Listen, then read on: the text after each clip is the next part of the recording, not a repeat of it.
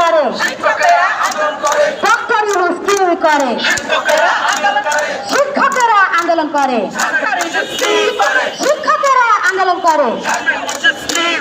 আমার ভাই মরল কেন?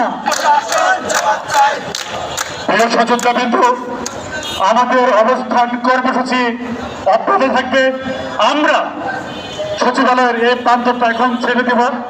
আমরা শিক্ষক, আমরা জানান দিতে পেরেছি।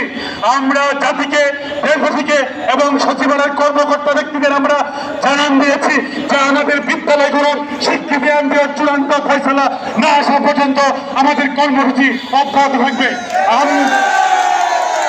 আমরা জীবন দিব, আমরা শেষ